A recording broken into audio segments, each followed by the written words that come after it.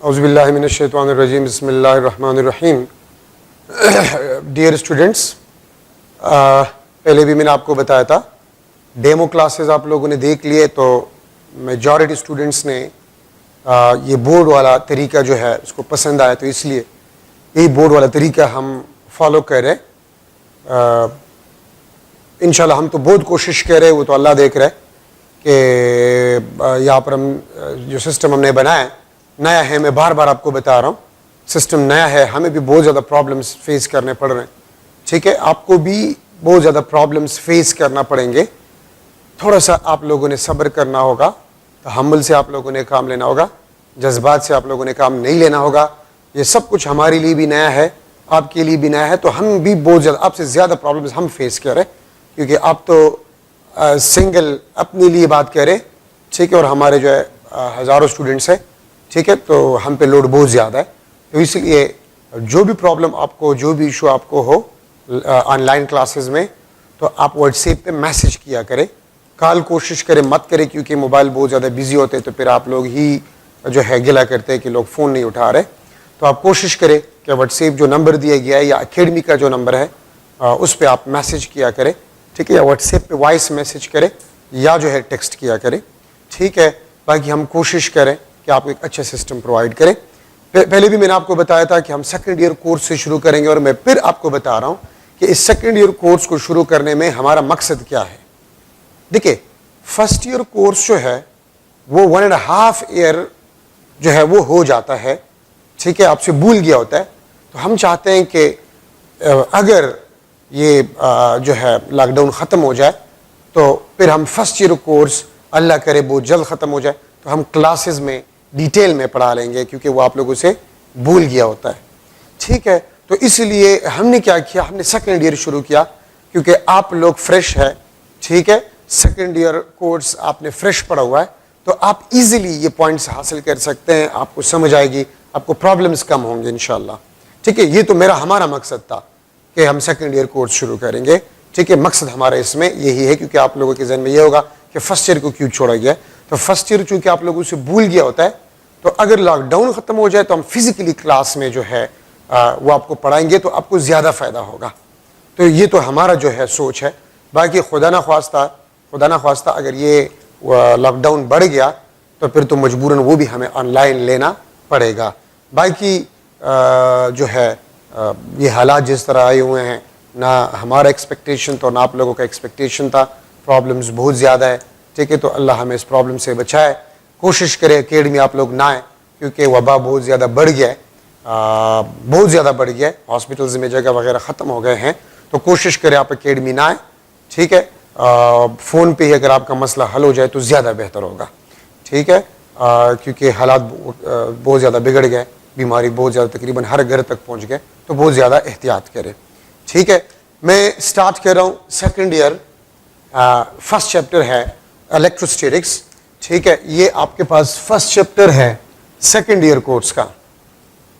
आपको जो WhatsApp number दिया गया एकेडमी की तरफ से फिजिक्स के लिए नंबर मेरे ख्याल में 034590975590, उस पर आप व्हाट्सएप मैसेज वॉइस मैसेज कर सकते हैं। वो एक एकेडमी का मोबाइल है, तो आप वॉइस मैसेज सेंड करें या टेक्स्ट सेंड करें, तो उस पर फिर आपको दिन के वक्त जब वो मोबाइल मुझे दिया जाएगा तो उस पर मैं आपको रिप्लाई करूँगा, ठीक है, और आपके क्वेश्चंस का आंसर मैं दूंगा। बाकी आपके पास अगर सजेशंस हो तो हमें दिया करें, बाकी हम कोशिश करें, ठीक है, अल्लाह हमारी मदद करे। अच्छा, फर्स्ट चैप्टर है इलेक्ट्रोस्टैटिक्स, सेकंड ईयर का फर्स्ट चैप्टर इलेक्ट्रोस्टैटिक्स में इलेक्ट्रो वर्ड जो है, ये इलेक्ट्रो वर्ड आपके पास जो है ये चार्ज के लिए इस्तेमाल होता है, ठीक है, ये चार्ज के लिए इस्तेमाल होता है। और जो स्टैटिक्स वर्ड है ये रेस्ट के लिए इस्तेमाल होता है, ठीक है। इलेक्ट्रो आपके पास ये चार्ज के लिए इस्तेमाल होता है, और स्टैटिक्स आपके पास जो है ये रेस्ट के लिए इस्तेमाल होता है। सो इलेक्ट्रोस्टैटिक्स वो ब्रांच है फिजिक्स का जहां पर हम चार्जेस को रेस्ट में स्टडी करते हैं। याद रखिए, सेकेंड ईयर कोर्स सारा कोर्स है वो चार्ज के इर्द गिर्द घूमेगा, ठीक है। पहले हम चार्ज को रेस्ट में पढ़ेंगे, फिर चार्ज को मोशन में पढ़ेंगे सेकेंड ईयर कोर्स में, ठीक है। तो electrostatics the branch where we study about charges at rest. तो अगर आप देख लें तो स्टार्ट ही चार्ज से है, तो चार्ज के बारे में हमें पता होना चाहिए कि व्हाट इज चार्ज, चार्ज क्या है। तो याद रखें, चार्ज आपके पास जो है, this is the intrinsic property of matter, this is the intrinsic property of matter. और इंट्रिंसिक का मतलब क्या होता है? नेचुरल। सो चार्ज एक प्रॉपर्टी है, इंट्रिंसिक प्रॉपर्टी है, नेचुरल प्रॉपर्टी है, ठीक है। और ये चार्ज प्रॉपर्टी क्यों है, इस क्यों का जवाब आज तक हमारे पास नहीं है, ठीक है। फ्रैंकलिन ने इसको for the first time observe किया था, ठीक है, और उसको एक फर्जी सा नाम चार्ज दिया गया था, ठीक है। और आज तक हम ये पढ़ते कि this is the intrinsic property of matter, ठीक है। ये मैटर का इंट्रिंसिक प्रॉपर्टी है। और इंट्रिंसिक का मतलब आपके पास क्या होता है? नेचुरल, कुदरती, ठीक है। इसका ऑरिजिन क्या है, मतलब ये क्यों है, तो इस क्यों का जवाब आज तक हमारे पास नहीं है। याद रखिए, चार्ज आपके पास जो है, इसके मुख्तलिफ प्रॉपर्टीज हैं, ठीक है। This is quantized. क्वांटाइजेशन क्या होता है? क्वांटाइजेशन का मतलब होता है डिस्क्रीटनेस, डिस्क्रीट पार्टिकल नेचर, 1 2 3 4 5 इस तरह। इसकी मिसाल मैं स्टूडेंट्स को ये देता हूं कि जिस तरह आप क्लास में बैठे हुए हैं और हम स्टूडेंट्स को काउंट कर रहे हैं, तो हम स्टूडेंट्स को किस तरह काउंट करते हैं? 1 student, second, third, fourth, fifth student. हम इस तरह नहीं कहते कि 1 and 1.5 स्टूडेंट। तो क्वांटाइजेशन का मतलब होता है डिस्क्रीटनेस, पार्टिकल नेचर, 1 2 3 4 5 6 7 इस तरह जाते जाए, ठीक है। क्यों? स्मॉल क्यू या कैपिटल क्यू, ये सिंबॉलिक रिप्रेजेंटेशन है चार्ज के लिए। स्मॉल क्यू आपके पास जो है या कैपिटल क्यू आपके पास जो है, ये सिंबॉलिक रिप्रेजेंटेशन है चार्ज के लिए, ठीक है। और एन आपके पास जो है, एन का मतलब आपके पास होता है this is the integral multiple. अगर आप क्वांटाइजेशन ऑफ चार्जेस का डेफिनेशन देख ले तो वहां पर लिखा यह है कि the magnitude of the charge, the magnitude of the charge will be always equal to integral multiple of smallest charge, integral multiple of a smallest charge। याद रखिए, क्लासिकली अब तक million times and billion times experiment perform किया गया है, ठीक है। मैं फिर रिपीट कर रहा हूं, million and billion times experiment repeat किया गया है, और हर दफा हमारे पास जो आंसर आया है वो ये आया है क्लासिकली कि the smallest charge in nature is a e, ठीक है। और ये ई किस चीज को रिप्रेजेंट करता है? ये ई रिप्रेजेंट करते हैं the magnitude of the charge on electron और ऑन अ प्रोटॉन। ये इलेक्ट्रॉन या प्रोटॉन पे मैग्नीट्यूड ऑफ चार्ज को रिप्रेजेंट करता है, ठीक है। तो ये n आपके पास है, this is equal to 1 2 3 4 and so on, ठीक है। So this is the smallest charge in nature. और यहां पर मैं लिख चुका हूं अकॉर्डिंग टू क्लासिकल मैकेनिक्स। याद रखिए, हमारे पास दो किस्म की फिजिक्स है, क्लासिकल फिजिक्स जिसको हम न्यूटनियन फिजिक्स भी कहते हैं, ठीक है, या जिसको हम ओल्ड फिजिक्स भी कहते हैं, ठीक है। तो ओल्ड फिजिक्स या क्लासिकल मैकेनिक्स के मुताबिक से E is the smallest charge in a nature. E magnitude of charge on electron और magnitude of charge on proton है, ठीक है। सो ये स्मॉलेस्ट चार्ज है नेचर में, लेकिन मैंने नीचे इसके साथ लिखा है अकॉर्डिंग टू क्लासिकल मैकेनिक्स। याद रखिए, मॉडर्न फिजिक्स में E से स्मॉलेस्ट चार्जेस एग्जिस्ट करते हैं। अपने सेकेंड ईयर में, लास्ट चैप्टर में, लास्ट टॉपिक में, बिल्डिंग ब्लॉक्स ऑफ मैटर में क्वार्क्स के बारे में पढ़ा होगा। तो क्वार्क्स पे जो चार्ज होता है वो फ्रैक्शन ऑफ ई पॉसिबल है। वो आपके पास क्या पॉसिबल है? फ्रैक्शन ऑफ ई पॉसिबल है।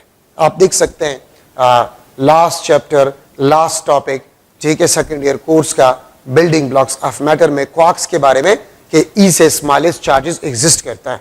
लेकिन क्लासिकल मैकेनिक्स के मुताबिक से, क्लासिकल मैकेनिक्स के मुताबिक से E is the smallest charge in a nature according to classical mechanics, ठीक है।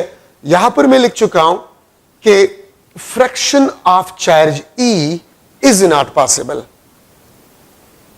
Fraction of charge E is not possible.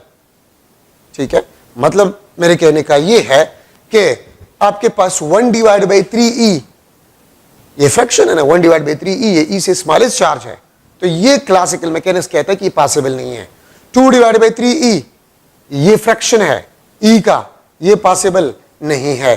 Quantization का मतलब आपके पास ये होता है, ठीक है, कि आपके पास जो मैग्नीट्यूड ऑफ अ चार्ज होगा, क्वांटाइजेशन ऑफ चार्जेस का मतलब आपके पास ये होता है कि Q will be equal to 1E, 2E, 3E, 4E और NE।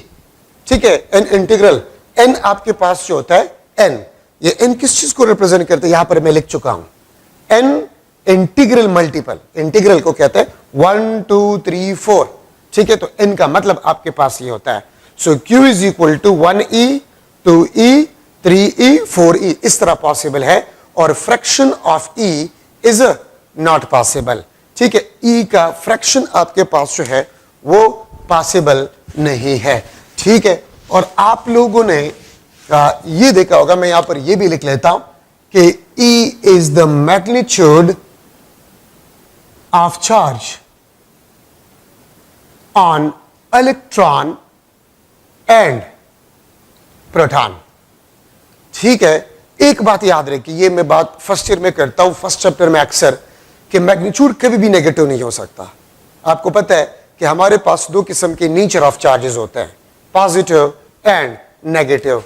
अगर मैं लिख लूं इलेक्ट्रॉन, ठीक है, तो इलेक्ट्रॉन पे जो चार्ज आपके पास होता है, ठीक है, Q is equal to -E, और प्रोटॉन पे जो चार्ज होता है, ठीक है, तो Q is equal to +E।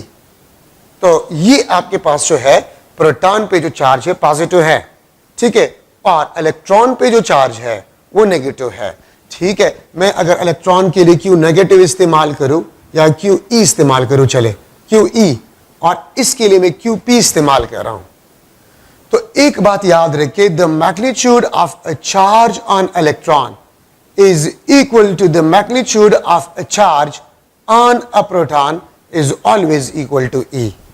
देखिए, अगर आपके पास एक MCQ आ जाए ना, मैं एक मॉडल MCQ यहां पर लिख लेता हूं कि देखिए, ये आपके पास एक मॉडल MCQ है। अगर मैं आपसे पूछूं the magnitude of charge on electron is dash, the magnitude of a charge on electron is a dash। A option में लिख लेता हूं -1.6 multiply by 10⁻⁻, -19 coulomb. B option आपके पास जो है +1.6 मल्टीप्लाई बाय 10⁻⁻, -19 कूलम।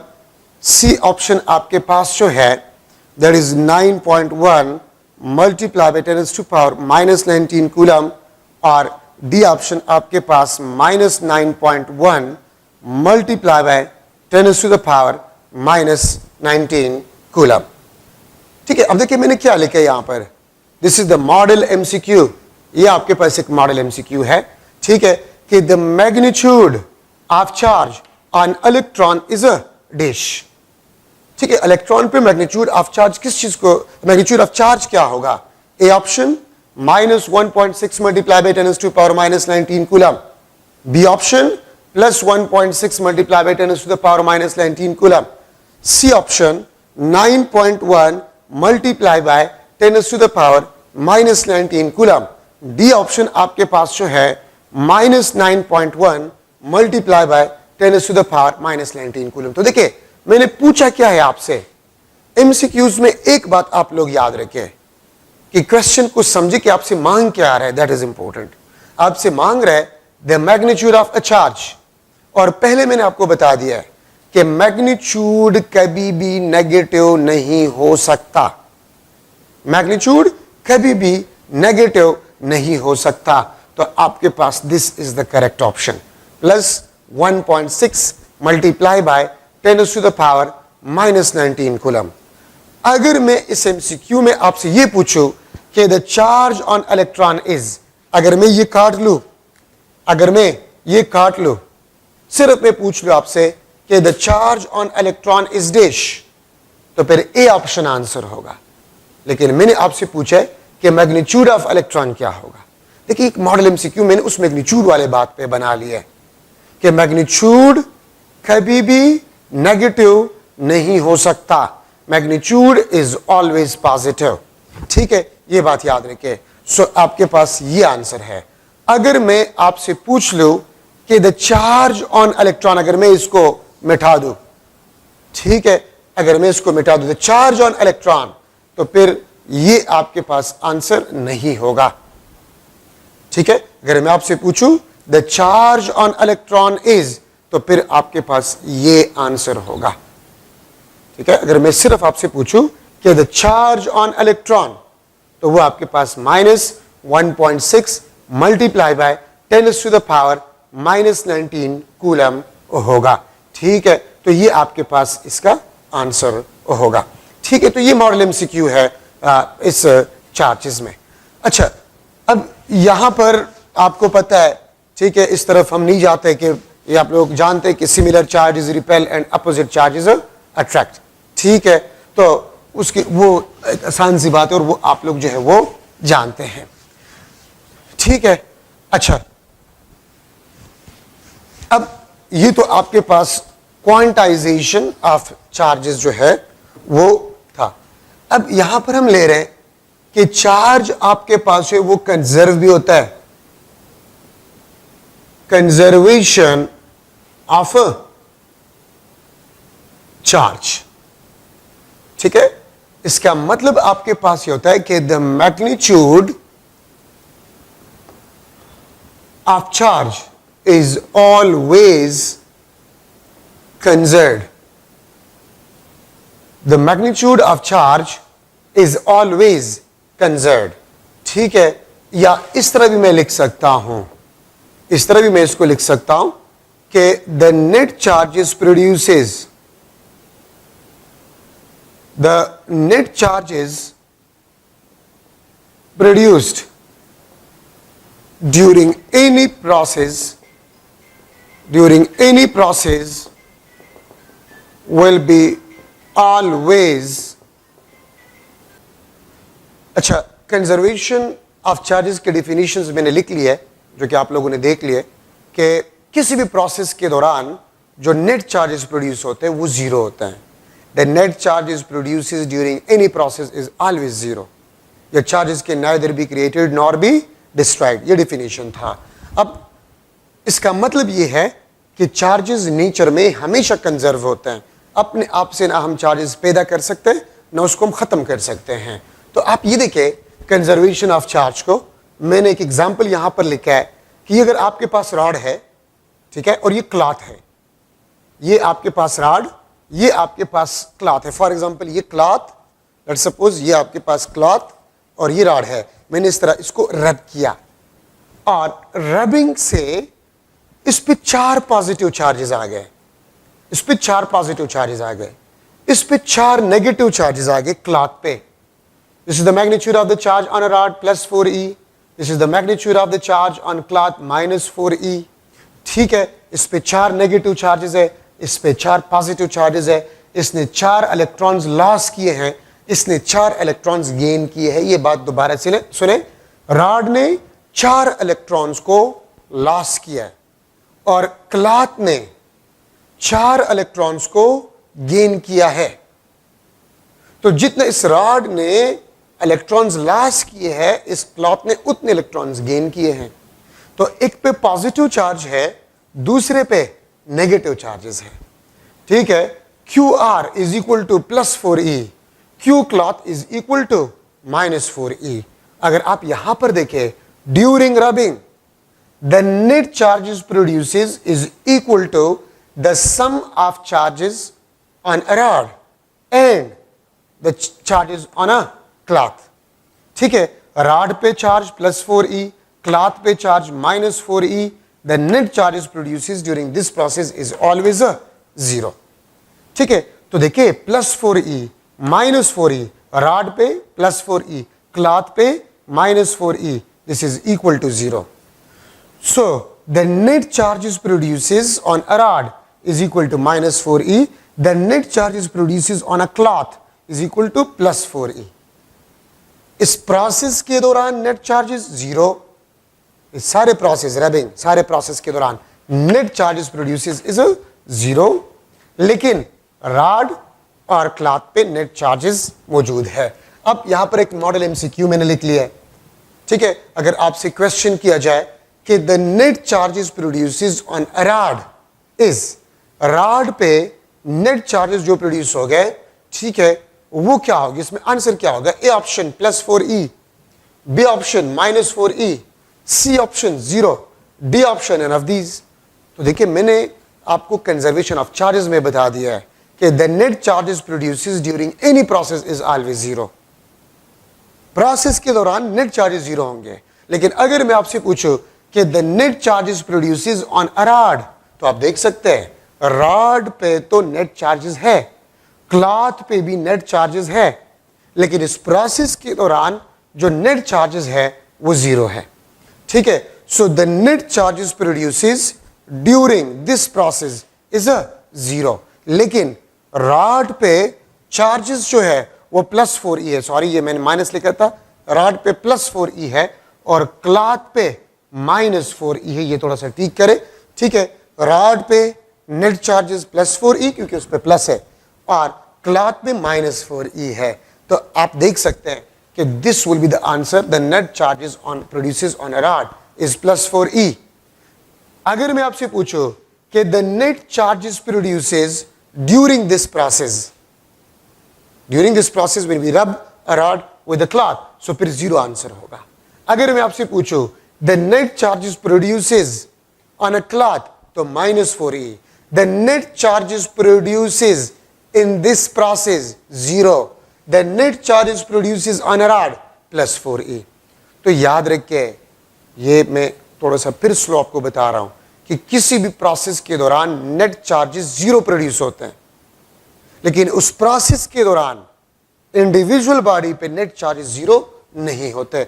ठीक है, तो ये आपके पास कंजर्वेशन ऑफ चार्जेस जो है उसका एक्सप्लेनेशन आपके पास आ गया. ठीक है, याद रखें. तो ये चार्जेस के बारे में थोड़ा सा डिस्कशन था. तो उम्मीद है आप लोगों ने चार्जेस को समझ गए होंगे. ये प्रॉपर्टी है, ये प्रॉपर्टी क्यों है, इसकी का जवाब आज तक हमारे पास नहीं है. हाँ, इतना जरूर ऑब्जर्व है कि this charge property exist with electron and a proton. ठीक है, इलेक्ट्रॉन पे नेगेटिव चार्ज, प्रोटॉन पे पॉजिटिव चार्ज. ठीक है, और पॉजिटिव चार्ज ई स्मॉलेस्ट चार्ज आपके पास नेचर में जो होता है वो ई आपके पास होता है. सो याद रखिए, ये भी बहुत इंपॉर्टेंट कंसेप्ट है कि द स्मॉलेस्ट, मुख्तलिफ बुक्स में देखिए the smallest charge in nature is dash. ठीक है, तो स्मॉलेस्ट चार्ज इन नेचर आपके पास जो है क्लासिकली वो आपके पास ई ही होता है. सो ये आपके पास कंजर्वेशन ऑफ चार्जेस. तो इसका मतलब ये है कि चार्जेस कंजर्व्ड भी है और क्वांटाइज्ड भी है. ठीक है, एटम में 2 पार्टिकल्स होते हैं, प्रोटॉन और इलेक्ट्रॉन.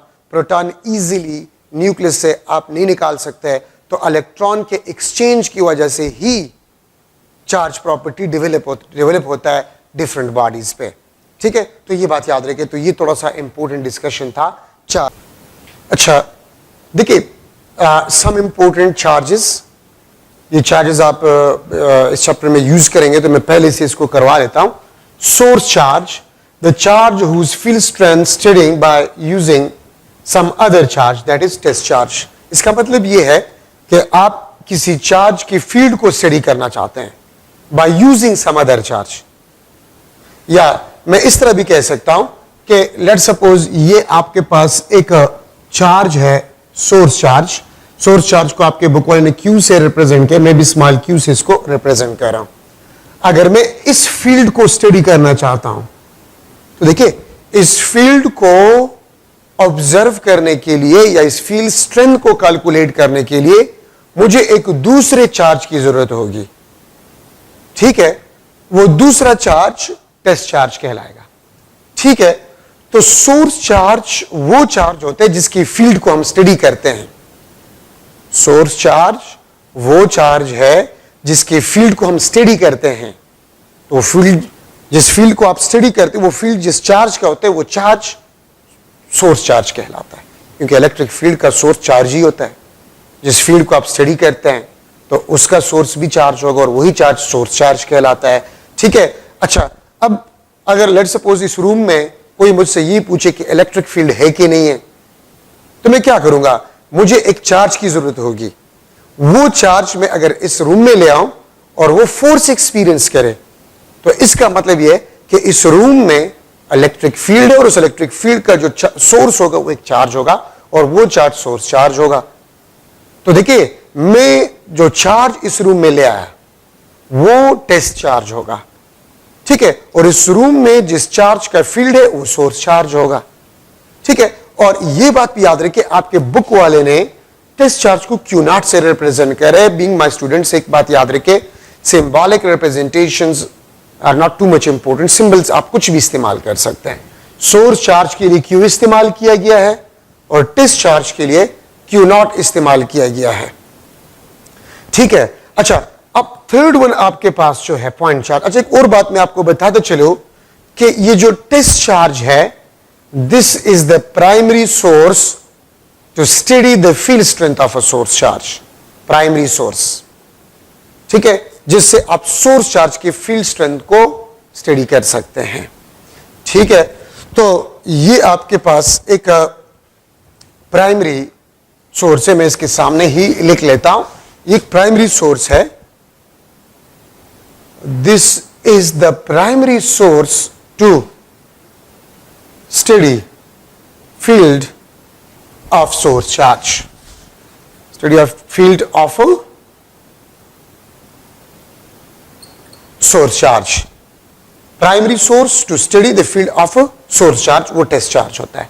प्राइमरी सोर्स का मतलब क्या है? देखिए, मैंने आपको पहले बता दिया कि अगर मुझे कोई ये कह रहे इस रूम में इलेक्ट्रिक फील्ड है, चार्ज है कि नहीं है, तो चार्ज का ना तो स्मेल होता है, ना उसका कोई कलर होता है। ठीक है, ना हम उसको देख सकते हैं। तो फिर मुझे क्या करना होगा? मुझे एक दूसरा चार्ज लाना होगा। ठीक है, यहां पर चार्ज को डिटेक्ट करने के लिए। ठीक है, तो इसलिए दूसरा चार्ज वो टेस्ट चार्ज होता है और वही प्राइमरी सोर्स होता है कि यहां पर वो इस सोर्स चार्ज के फील्ड स्ट्रेंथ को हम उससे स्टडी कर सके। ठीक है, तो ये टेस्ट चार्ज। पॉइंट चार्ज या पॉइंट चार्जेस क्या होते हैं? ठीक है, तो पॉइंट चार्ज या पॉइंट चार्जेस आपके पास जो है, distance between charges is very large is compared to the dimension or size of charge या charges। ठीक है, अगर दो चार्जेस के दरमियान जो डिस्टेंस है वो चार्जेस के साइज से बहुत ज्यादा हो, ठीक है, तो फिर वो चार्जेस पॉइंट चार्जेस कहलाते हैं। आप ये देखें, मैं लेट सपोज ये चार्ज ले रहा हूं स्फेरिकल शेप का, दिस इज Q1। ठीक है, ये आपके पास positive charge, this is Q2। ये इसके दरमियान डिस्टेंस है D। ठीक है, और लेट सपोज ये आपके पास स्फेरिकल चार्ज है, इसका रेडियस या डायमीटर आप ले ले। ठीक है, रेडियस और डायमीटर आप ले ले, तो आप इस डिस्टेंस को देखें, distance is very large as compare to the radius of the spherical shape charge. ठीक है, या अगर मैं लिख लो distance is very large as compare to the diameter of charge, d, ये आपके पास क्या है? डायमीटर ऑफ चार्ज, ये आपके पास रेडियस ऑफ चार्ज।